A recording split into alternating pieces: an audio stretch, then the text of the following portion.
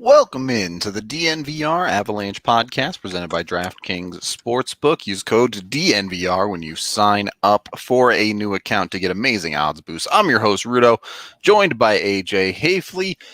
And I guess it's time. We kind of mentioned it on yesterday's show. We're going to be diving in specifically to Gabe Landeskog's potential contract and what the Avs may have to do to keep Gabe Landeskog on the team going forward. Let me just start by giving y'all his stat line from last year, just so we know roughly what we're working with here. He had 20 goals and 32 assists for 52 points in 54 games. That number is a lot closer to his 2018-19 totals, where he was a point per game player in 73 games, as opposed to his... And look, Landy throughout his career has been roughly around a 60-point player. So just the statistical range you're working with as a guy who is also the captain of the Colorado Avalanche. Look, there's a million different factors that come into play, particularly with contracts getting done over the next couple of years. But you look at the Avalanche's roster and what they need to do, who they need to sign, and the two big free agents, Gabe Landeskog, Philip Grubauer, and then to a lesser extent, Brandon Saad. So what they end up doing with all three of those people is going to affect each other pretty significantly. But Landy obviously being the most tenured of the three. AJ, let's start with this. Where do you expect the number to come in? What do you think it's going to take to get Landy signed? I mean, that's the whole point of the show, right? Yeah, so we're putting you on the spot right away. I mean, we've been talking about the $7 million mark for 5 months now, it feels like. Yeah. Longer than that. I mean, it feels like it's been pretty much the day Anders Lee signed his deal. Yep. I was like, that's the Landeskog benchmark now. Mm-hmm. And as I was doing prep for today's show, as I was getting into all the numbers and digging into where Landeskog sits around the league in terms of production, rate of production, even strength, all that stuff. It all kind of kept coming back to the same thing. And then when you start to get into the contracts, comparables and such. You look at recent deals that have been signed, and it's like, look, this guy, he's got every argument in the world for $7 million. The big question is, how much of an impact does the stagnant cap have? Because all of these contracts get signed, all these long-term deals get signed with the understanding that everybody is expecting the salary cap to slowly go up through the life of the deal. Right.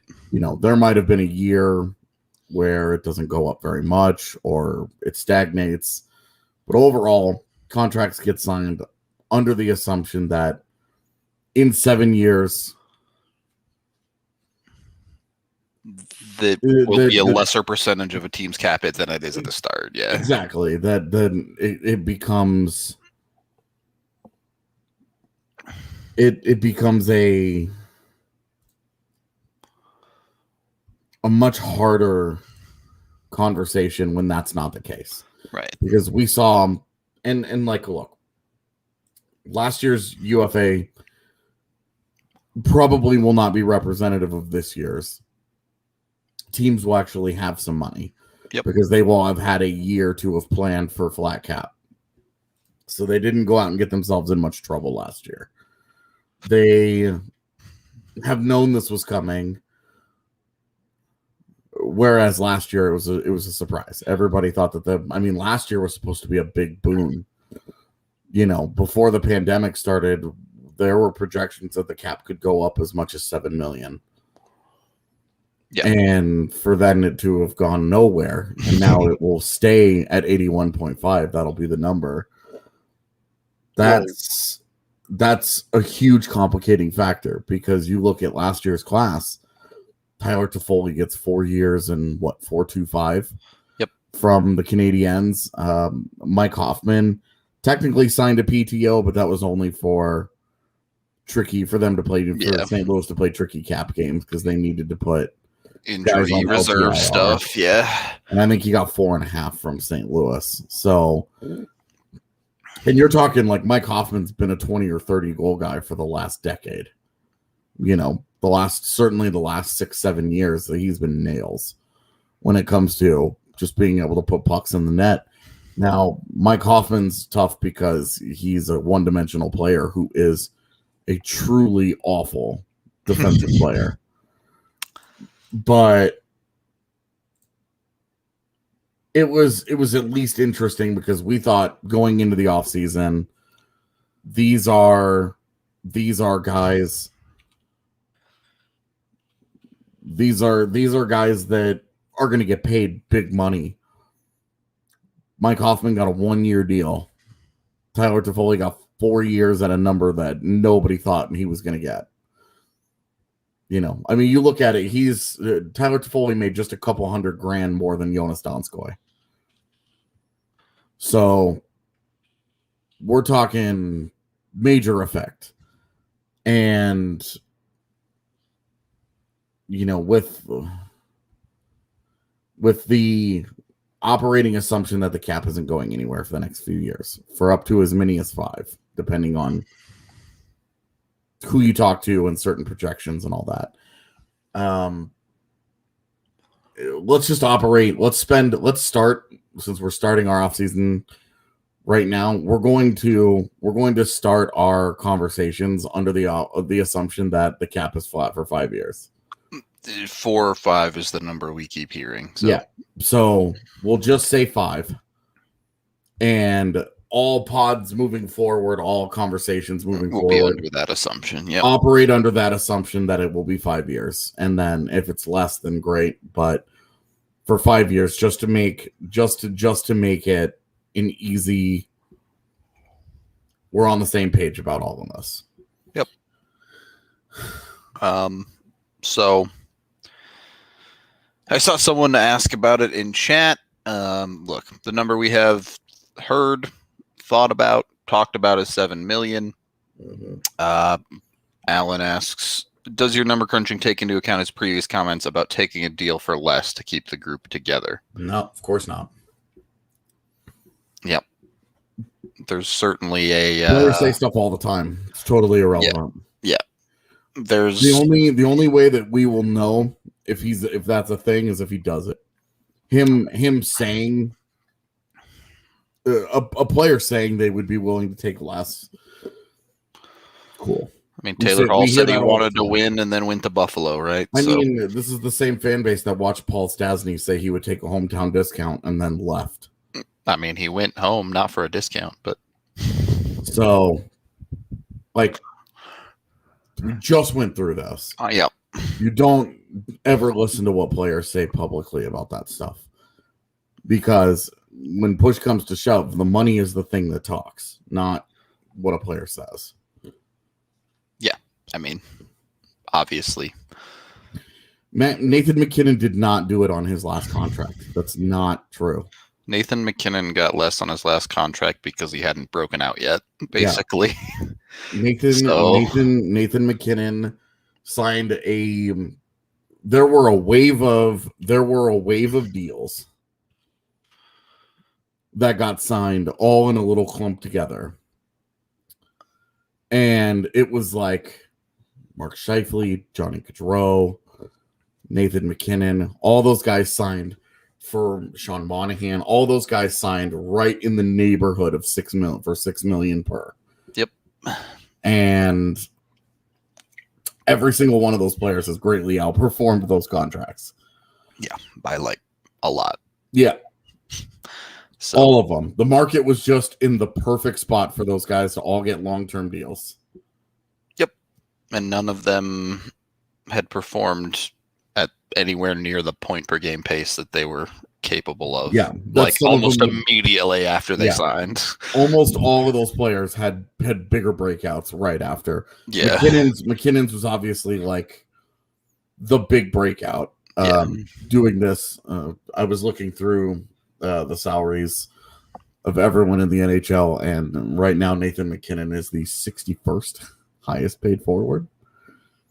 So a bit silly to say the least. Yeah, well, and this is why we talk about the Avs need to win a Stanley Cup on this contract, because after McKinnon signs a new one, it's going to get significantly harder. All right, but so Landeskog, yes, you don't take in that into account, but you do take in when we're talking about his value, it goes beyond just the numbers. As it did with Anders Lee, because Anders Lee was not a $7 million player, but he was insanely important to the organization, and they couldn't watch another captain leave in UFA. Yep, they had to do what they had to do to keep that guy. The Avs, I mean, it's interesting, right? Because the Avs have never really had trouble keeping their captains around. Obviously, they had the couple years between Sakic and Landeskog there, but beyond that, this has been a two-captain franchise for the most part. The couple years of Foot and Hayduk and just rolling out the greatest hits a little bit, but but it's clearly something that this organization values and has valued from the beginning is keeping a steady captain. So. Well, and Landeskog is one of those rare guys that, I mean, you remember when he got drafted? Yep. And it was like one of the first things talked about is this guy will be a captain. Captain material, right off the bat. And it was one thing for his NHL club, a not very good NHL club, to give him the C right away. Mm-hmm. It was another for Team Sweden to do it. Yeah, on an international stage is kind of a big deal, certainly for someone that young. And for that's a hockey powerhouse. That wasn't like, what we used to, what Finland used to be, where there were a handful of great players, but it was a pretty shallow depth and not very many guys to pick from. That was Team Sweden is for real. You're not talking about Latvia sneaking in and picking their one NHLer to for him to have gotten that C. I mean, that was just, it's been interesting to hear him talk about how recently he's talked about he maybe got it a year too early, a little sooner than he maybe should have gotten it. Yeah. But he's got it figured out now. He's comfortable in the role now, but and as a 19-year-old, it's this is certainly a thing. But I think that the leadership role, the face of the franchise, the C on his chest, I think it's important. Yep. It certainly is going to play a big role wherever he goes. If he leaves Colorado, how does he not immediately become a part of the captaincy conversation anywhere? Right. It would have to be because there's an old guard guy there. The teams that immediately jump out are California teams. Yeah. Where obviously Kobe, Brown, Doughty, those guys are at the end of their career. Yeah. If Getzlaf stays in Anaheim, it would be hard to supplant him as the C. But an interesting conversation where I think you could definitely look at it and say, well, wherever he goes, he'll be part of a leadership group. Why would you want to let him, why would you want to let him leave? Now, obviously they don't want to let him leave. They're not oh, hey. But I think as we get into the money aspect of this, it might get a little bit easier to go down that road. Yeah. Well, it might be something. It might be a conversation just because I do want to get into the money details and contract comparables and where do they go. Yes, and we will get into that, but we do need to take our first period break first, as we are brought to you by Breckenridge Brewery, the official beer of DNVR. You can get it on tap down at the Breckenridge Farmhouse, but also at the DNVR bar. Both amazing places to grab a drink. You can also find their hard seltzers at a local liquor store near you, so check those out as well. Also brought to you by Solace Meds. That's SOLACE meds.com. You get 20% off when you use code DNVR20 there. Schedule your pickup order for any of the 4 locations in Colorado. Get what you need, and also check out them in store as well. There's one just a couple blocks away from the DNVR bar. You can get anywhere from 10 to 25% off on select products in store as well. There you go. You can see the locations down below on the YouTube. They make awesome stuff. They usually have special deals for holidays and things as well. So check out Solace Meds when you can, and sign up for a DNVR membership. You get the annual membership. You get yourself a free shirt, a free mask, all sorts of cool stuff, including our content, discounts, better beers, you name it. It's dope. DNVR is awesome. Support us, because I think we're pretty cool. Not to toot our own horn too much, but all right.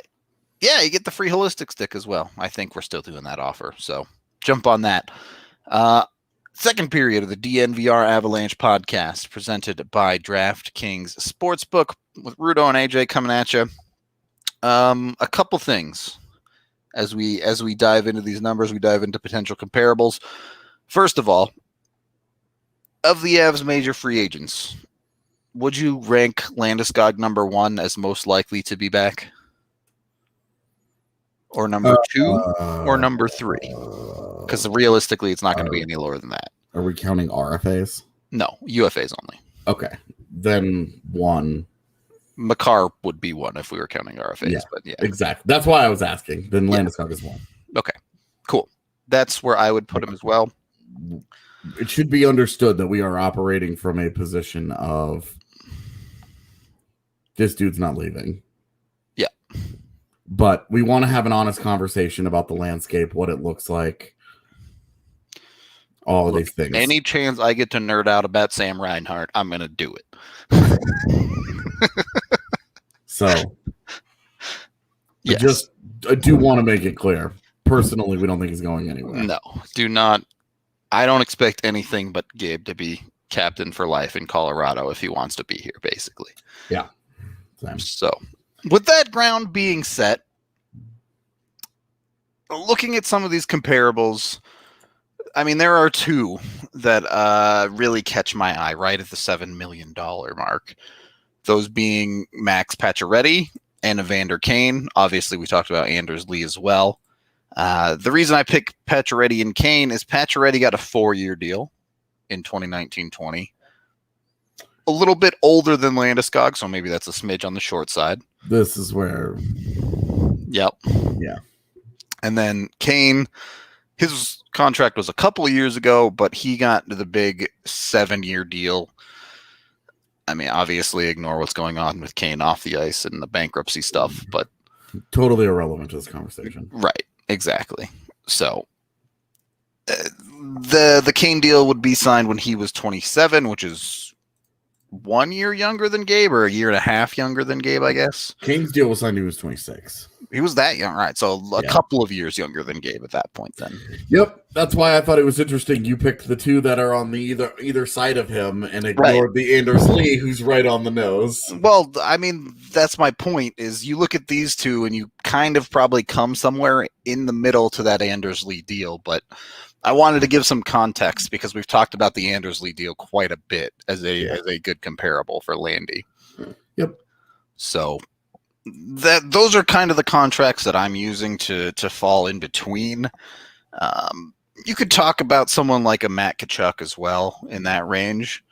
I was going to say the other ones that you could keep in mind are Chris Kreider and James Van Riemsdyk, because those were also UFA deals signed at age 28, 29. Yep. And JVR's is interesting because his is a 5-year deal versus a 7-year deal. And I think that's something you and I would have a much larger interest in. Yeah. I mean, a 5-year deal takes Landy. He'll be 29 a month into this coming season. Yeah. This is his age 29 season coming up. So he'd essentially be 33, 34 at the end of a 5-year deal. And I mean, look, Gabe Landeskog is not like, he doesn't play like Matt Calvert, but there's certainly a level of physicality and going to the dirty areas that is required from Gabe's game. Yeah. And that's a big reason why he's been as effective as he's been on that line. Yep. Is because you have two really high skill guys, and then you kind of have your classic grinder, right? Like a guy that will go and do all the dirty work. Yep. Yeah, and he'll do a lot of the hard defensive work, and he brings an element of two-way play that the other two guys have not so far in their careers. Although I will say both have gotten better in that regard. They still have a long way to go as positive defensive players. You're talking about Nathan McKinnon as passable defensively now in his career.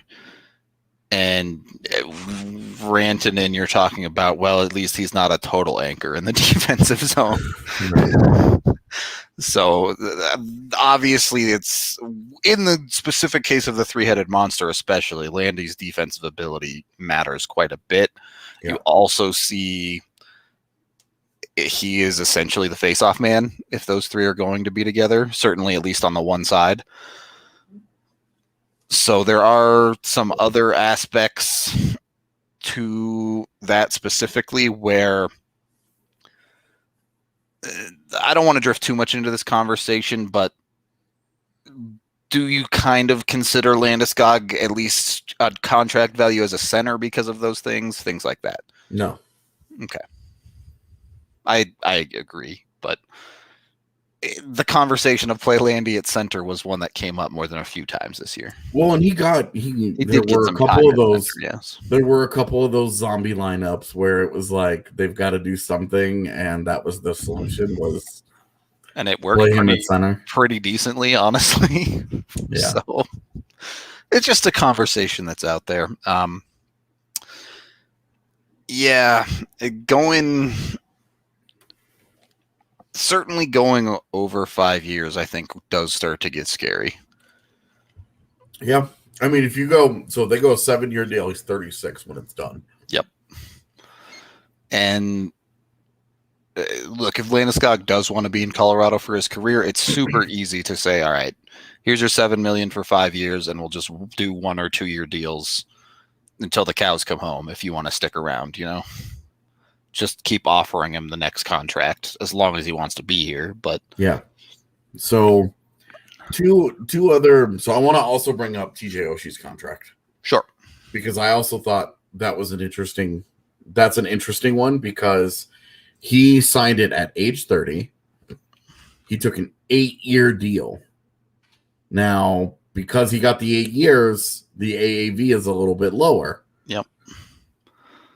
And he's at 5.75, which, boy, would that be a steal if you can get Landy for that.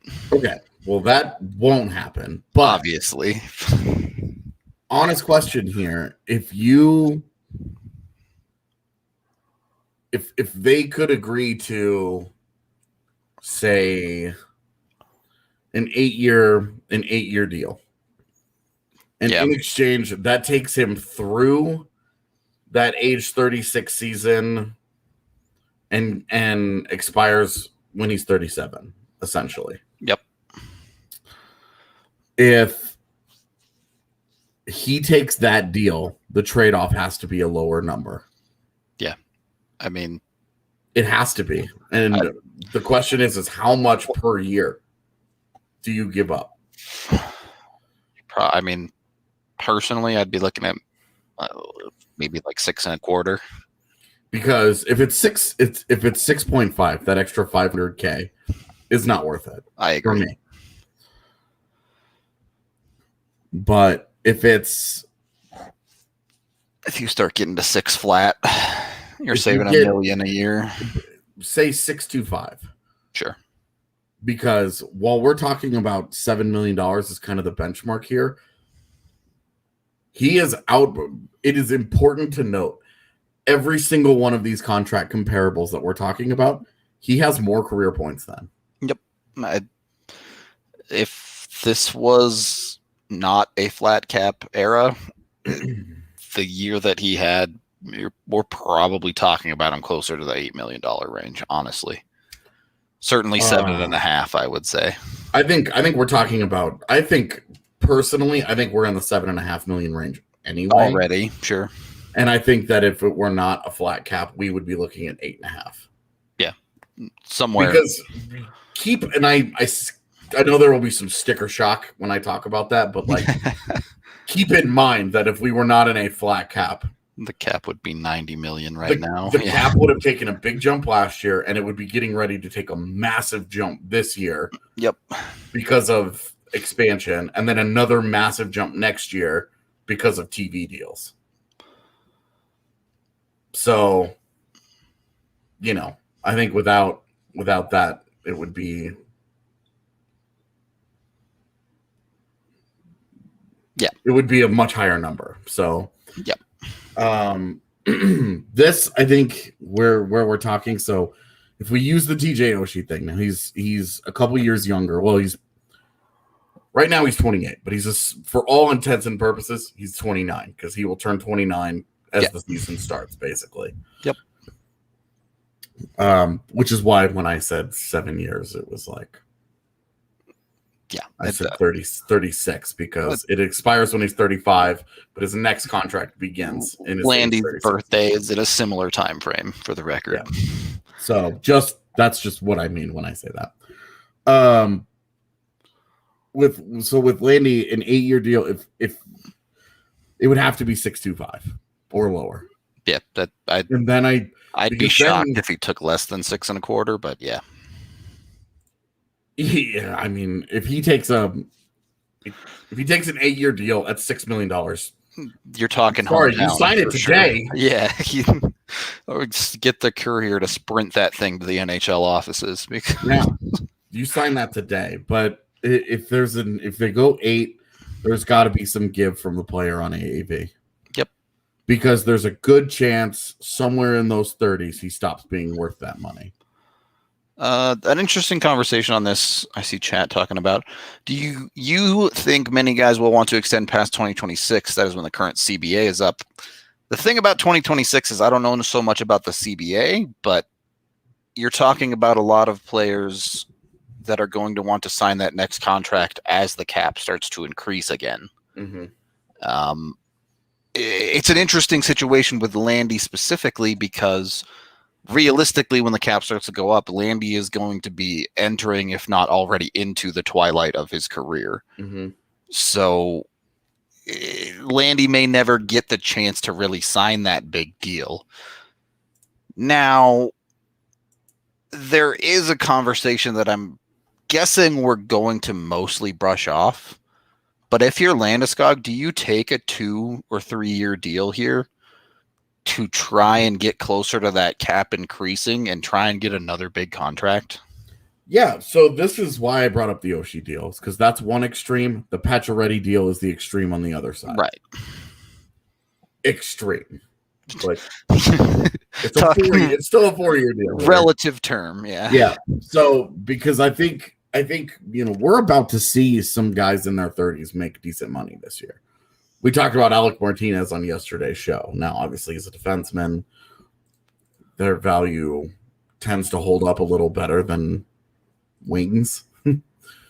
But I will say, if he wanted to dig, say, the 4-year deal, with the idea in mind that he has 2 good paydays left, because he will finish out. Right now, he's at the tail end of his aging curve, his athletic prime. But if he takes a 4-year deal, say 3 years, he has 3 more years of, let's say 25 goals and 35 assists. Yep. Okay. A pretty generous, just natural assumption. He could easily outperform those numbers. He could underperform. I don't know. But that's how it works, man. The longer the term, the AAV, the AAV goes down. That's how this works. Right. If the AAV isn't going down on longer term, what reason would the team have for signing him longer? Yeah. For a guy getting into his 30s.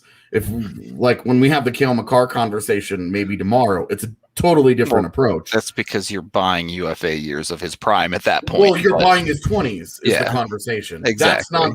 That's not the conversation that you're having with Gabe Landeskog. He has to give a little bit money back for those extra years of security, because otherwise the team says, we're going to give you 5 years. We'll give you that $7 million. But then in years 6, 7, and 8, which he would have had at say 625, he's actually making $3 million per year on those. So he has to give AAV. That's literally how this process works. Yep. Yeah.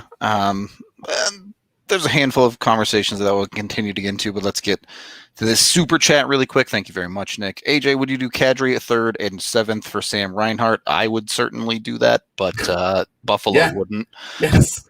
You'd add the first rounder in there too, and maybe you're talking. But and I don't know what.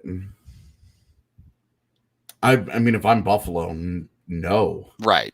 That's an easy no. If it's because Colorado picks 28th in the draft. Yep. So Kadri, the 28th pick, a 3rd and a 7th for Sam Reinhart. No. I mean, it starts with the first, and then they're probably telling you, all right, replace Kadri with Newhook. Well, and like Colorado would have to do somebody like Kadri to make the money work, sure, but too good for for money purposes. That's a fine start, but you're talking about I think he's 31 now. 31-year-old Nazem Kadri with 1 year left on his deal. Like, Buffalo is blowing it up if they're moving Reinhart. They probably use Kadri to flip him on his own in a separate deal. I mean, you're right. Like I said, you get the first there. The first was also supposed to be there. Okay. Even with the first, it's not. They need an impact player for their roster. Targeting probably like a Timmins. Look, if it's Timmins, I'm doing it. I know, but me too. But from their perspective, it would have to be Newhook. It would have to be Byram. I think Newhook would be the ask, probably, assuming Eichel's probably on the way out too if they're moving Reinhart. But what about Barron? I'd do that for sure. So you would do Kadri a 1st, Barron 3rd, and a 7th for Reinhart. The 3rd and a 7th or whatever, right? Sure. I mean. I would do Kadri a 1st and Barron plus a couple more picks. Sure. Yes, I would do that for Reinhart. Okay. I would agree. I'm not doing Girard straight up. No. I'm keeping Sam Girard. Girard's not getting traded. This has to stop. We did this conversation yesterday. Yep. You put support around Sam Girard. You don't move Sam Girard. Yep. Because if you move Sam Girard, especially in a 1-for-1 deal for a forward, then you have to replace Sam Girard. Great. You have Bowen Byram. You put him in that spot, you're in the same exact position where now you need to add support for Bowen Byram. Whereas you had support for Sam Girard in Bowen Byram, in Connor Timmins. You trade away Sam Girard, and now you're in the exact same position. And especially if you're keeping Landeskog. Look, don't get me wrong. I love Sam Reinhart, but keeping Landeskog makes him less important to your forward core. Sam Reinhart, that is. So, yeah, Reinhart is a hypothetical, in my opinion, great replacement for Landeskog as far as what you get out of them on the ice. I wanted to get into that later, which we can save. That's fine. But in the apocalyptic scenario, if he moves on, where does he go? What do the Avs do? But for right now, I want to go back to what we were talking about with the shorter contract. Yep. Taking a Pacioretty-esque deal, because if you go 4 years, then the AAV is higher. It's probably $7.5 million. Yeah. Probably 7.5, somewhere in that range. But at the end of that 4 years, you have a 32-year-old Landeskog, and you see what he's produced. Do you want to? Do you want, depending on how he plays, do you just give him another 4-year deal? Or do you do a shorter deal at less AAV, at a lower AAV, because he's not as good a player anymore? There's some certainty with the 4-year deal, because then you get to hedge the 30-year-old bet a little bit. Sure, you split it up. Because if that decline happens 2 years into the contract, then you're thrilled you did the 4-year deal, because then you don't have to sit there and eat years and years and years of decline. Thank you for the fist bumping pair, Nick. Very appreciated. Right. The splitting up the deal is a fail safe for not a steady decline into the 30s, but a dude falling off a cliff, right? Yeah. So you're not just essentially running dead money. Yeah. With which we see happen all the time in the NHL. And like that's the threat of the 8-year deal. That's what scares you. Yep. Is that years 5, 6, 7, and 8, you're paying 6.5, 6.25 for a guy that is now a $2 or $3 million player. Yep. You're not even in the ballpark at that point. It's kind of like the EJ thing, but to an extreme. Yeah, EJ wasn't that far off the cliff, but he was certainly not worth his deal. Yeah, the thing is, like, the funny thing about the EJ conversation is, like, if they had cut EJ loose, had he been a free agent the last couple of years, he would have easily gotten $4 million from somebody. Yep. So it wouldn't have been like a huge, like, it was just, is he overpaid? Yes. Is it by a lot? Not really. The problem is he gets hurt, and a hurt player isn't worth anything. They provide you no value when they can't play. Yeah, right. Which, P.S., another thing about Landeskog that we haven't talked about, but durability in his career. He has 2 seasons of 80 games. Yeah. 3 seasons with 80 plus, 2 seasons of 82. Yep. But he also has 75, 72, 78, 73, and this year played 54, 56.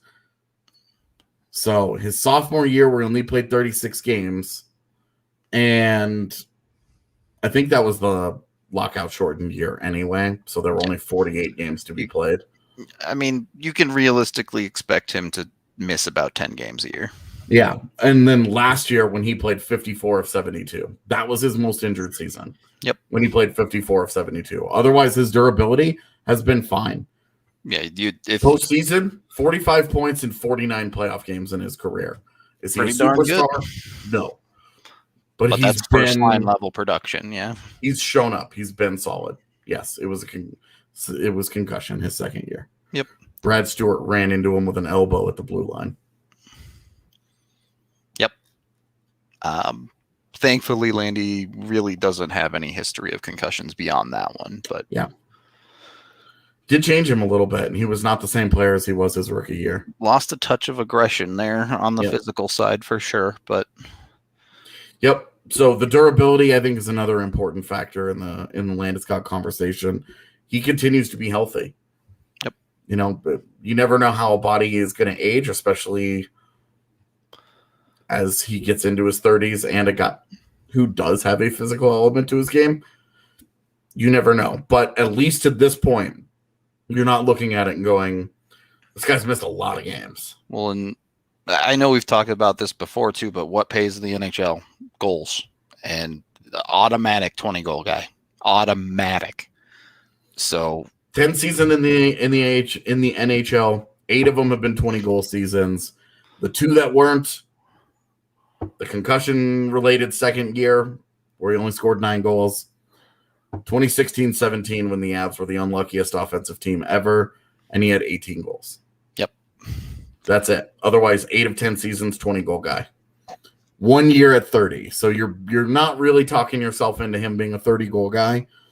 He has 1 year with 34 goals, and then after that, his highest is 26. Although his last 2 years, 21 and 20 in 54 games, which are high 20-goal paces. Yes. Not quite 30, but certainly you start talking about him as a 25 type of guy at that point. But yeah, that's why I said assume 25-35 for his stat line moving forward as like a baseline. Yep. because he might, goals are a little random. He could finish at 21. He could finish at 26. You just don't really know. But the assists, he's pretty consistent with. He's hit 30 assists 7 times. Yeah. He's I think a lot of people underrate his passing ability because he doesn't ever really do anything fancy. He just makes the simple, smart, effective pass, and it gets him a lot of points. Yeah, and you see, I would also point out all 3 of Colorado's top line guys are consistently putting up good power play numbers. Yeah, sure. The PP production helps, no doubt. 25 and 35 is 60 points. So that's really going back to an 82 game schedule. 60 points is the expectation. He had 52 points this season in 54 games. So the last 4 years, he has been either 60 points or higher or on a pace of. So I would say 60 points is where you would want to draw his baseline. All right. Well, if nothing else, the Avs have to keep Gabe Landeskog around if they want to continue Operation Male Model. So there's this theory that I've been introduced to. Oh boy, here we go. And it's kind of broken my brain a little bit. That men, if you ask male Avalanche fans who is the most attractive Avs player, the majority of dudes will say Landeskog. Mm-hmm. If you ask women this, the answers are a lot more varied. Sure. Not surprised by that. I was surprised by it because I'm just like, look, Landy's an Adonis. I'm with you, all right? 100%. But and it was like it was more like dudes want to be Landy. And women are just like, yeah, he's like gorgeous or whatever, but that's not the guy I'm most attracted to. And it's like, huh.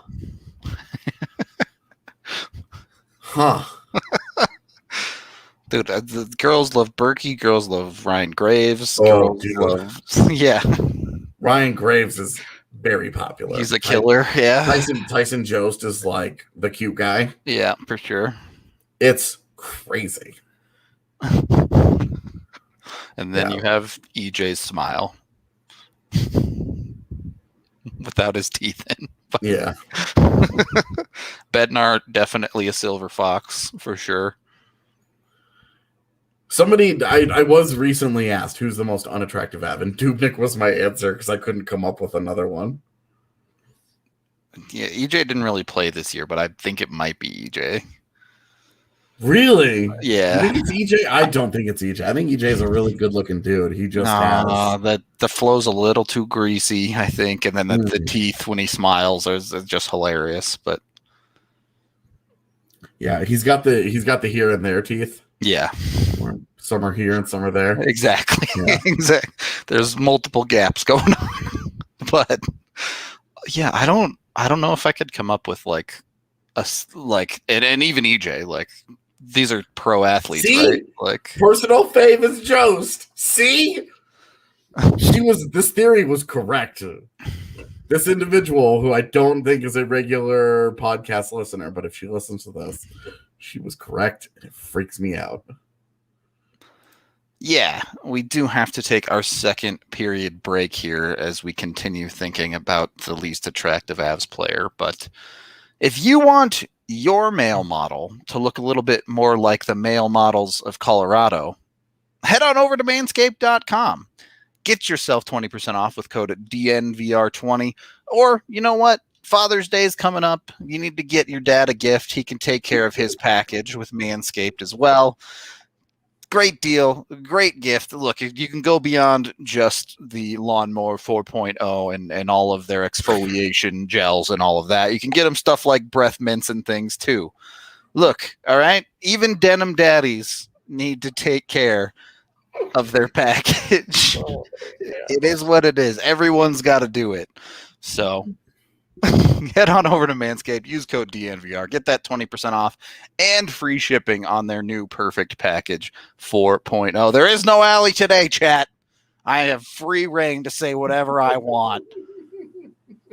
This is Rudo Unleashed. What's up, guys? Yeah, we got super producer Kale today. He won't stop me. Also brought to you, since we're talking about meat, Haefele Cattle Company. Get 10% off with code DNVR10 at haefelecattlecompany.com. They have their amazing Wagyu, their beef burgers down at the DNVR bar. If you haven't tried one, get one. They're so delicious. But they have plenty of other meat as well, whether it be their bone-in ribeyes, their sirloins. They even have Wagyu beef jerky, if that's your thing. You can order it, again, at haefelecattlecompany.com. If you order $200 or more, so you get a group order going, you get free shipping as well. They also have a buy three, get one free promo going on right now. So check them out today. Get yourself some damn good beef. And of course, DraftKings Sportsbook, the main sponsor of our podcast, with the amazing odds boost every single day. When you, sign up with code DNVR, they are still running their turn $1 into $100 right here, right now. All you have to do is pick any basketball team still in the playoffs, bet $1, and if that team wins their next game, you win $100 in site credit. So jump on it, get yourself $100 to play with the DraftKings, and then go YOLO bet on the Avs winning the Stanley Cup in 2022, because why not? You can win yourself a ton of money that way. Or maybe take Cale Makar to win the Norris. Who knows? Plenty of good hockey bets. There we go. That's the one. Hockey bets to take over at DraftKings Sportsbook. They have odds boosts every single day on all sorts of crazy sports as well. So highly recommend you check them out. It must be 21 or older, Colorado only. Download the top-rated DraftKings Sportsbook app now and use that DNVR promo code to let them know we sent you and get the chance to turn $1 into $100 in free credits when you bet on a basketball team to win their next game. The new customers only, wager paid out in site credits, restrictions apply. See DraftKings.com/sportsbook for gambling problems. Call 1-800-522-4700. All right. Third period of the DNVR Avalanche podcast presented by DraftKings Sportsbook. Gabe Landeskog coming back. I think one thing we forgot to mention, I'm assuming, AJ, you are also operating under the concept of the Avs are going to lose roughly $3 million in the expansion draft. Yeah, sure. Yeah, I think that's fair. One of Comfort Donskoy, Ryan Graves likely to be the one taken. They make the most sense as the guys that will go. Any other suggestions require a certain level of mental gymnastics right now. Yep. But that also is before we see the protection list. Right. So maybe we have to go off with the list that we think makes the most sense, which is what we do. If it comes out that Nichushkin and Jost are exposed, then you cross that bridge when you get there. Yeah. Yep. Then it's a different conversation. Boy, if they're both exposed, it's pretty funny because it's like, no, but they can only lose one. You're like, okay. Could be worse. Yeah, again, if it's not those three guys, you're doing mental gymnastics. Which down the line, we will have an expansion draft show again. Don't worry. So we're going to do questions there. We promised to do another expansion mock. Yep. And then we will also get into Colorado specific stuff and other things. I guess we can talk about other teams too. Yep, for sure. So we'll get to that when we get there. This one is about Landy, and should we talk a little bit more about what it looks like with him coming back, or are we ready to move into the apocalypse? Yeah, let's talk about the apocalyptic scenario. All right. So there's already been I don't know how real any of this is, but there are teams that want to prepare monster offers for him. Okay, yeah. Cool. The Los Angeles Kings are going to be major players in everything this offseason. Yep. So if Dougie Hamilton is going to be available, start in LA. Seth Jones is available, start in LA. If Jack Eichel is available, start in LA. They're just going to move down the list until they get their guy. they have the combination. They have the combination of cap space, opportunity, and young players, picks and prospects and stuff. All that they can do anything they want, right? They totally get to make they get to make all the big decisions. So it's not a huge surprise that teams would be like, well, we sure hope Landeskog gets to free agency because we would love to be able to offer him this mega deal. And that's if he makes it to free agency in LA or someone says, here's $8.5 million and he wants the money, then that is what it is. So this is tying into expansion. This is why you protect him. I know a lot of people tweet at me about, the Avs could save a protection slot and not protect Landy, right? This is why you protect him. Because Seattle gets an exclusive negotiation window with all UFAs who are left unprotected. Yep. They can start talking about Landy, what is it, 5 days before free agency? I believe it's when the expansion lists come out. Oh, so that's like super early. Okay. So they basically get a week jump because that way they can talk to the UFAs, and if the UFAs have an interest in signing, they can take them and be like, okay, well, we took Gabe Landeskog from Colorado and now we signed him, whatever. So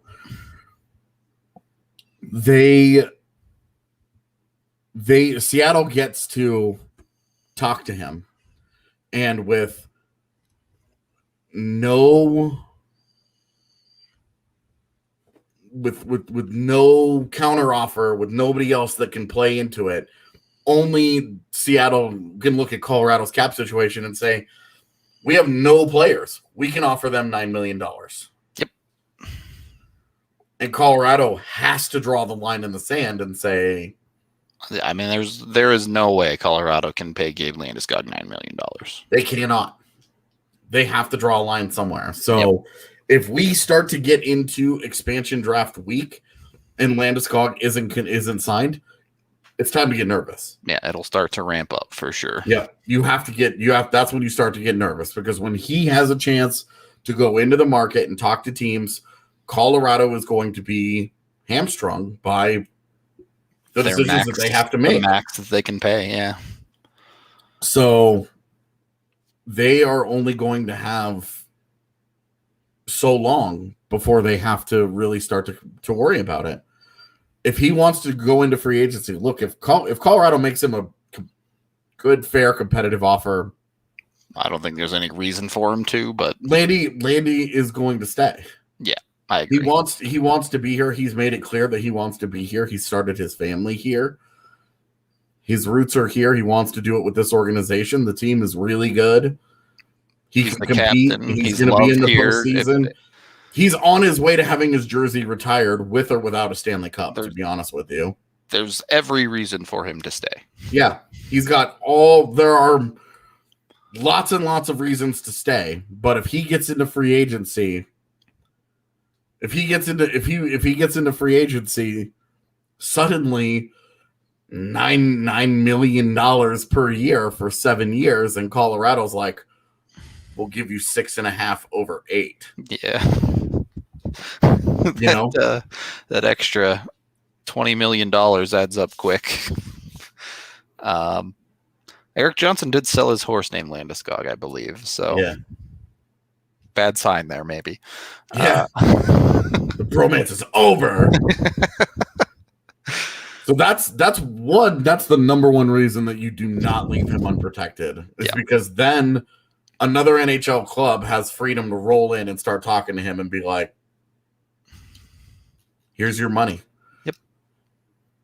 And you don't want that. You just don't want, you're grinding towards negotiations. You're trying to figure it out. You're trying to get to the right price point. And then all that work gets undone because Seattle comes in and goes, well, I mean, this is this is an interesting thing here. As George says, Landy reminds me of Sakic, wants to stay here as long as he's treated fairly in contract talk. He will stay. People forget Joe Sakic signed. Joe Sakic tried to leave. Yeah, he signed a waiver sheet. What are they called? An offer sheet. Offer sheet. Thank you, to go to New York. That they had. Was it Quebec at the time, or was it in Colorado? It was in Colorado. Okay, yeah. They had to match. So anyway, the idea that everyone wants to stay no matter what just simply isn't true in the NHL. You have to at least give them a realistic offer. Mm-hmm. Yeah, their big thing, the Rangers' poison pill was they did a thing that you can't do in contracts anymore. Yeah, was they loaded it up with all the cash at the front of it. Yep, and said, "We have the money for this, and you guys don't." And the only reason that the Avs got the cash to pay for it was because Air Force One was a huge hit. So that's one of the old Dater stories that I always loved, but he likes to tell a lot. It's a great story though, that they kept Joe Sakic because Air Force One was a surprise box office hit. Sometimes lucky. Yeah. Yeah.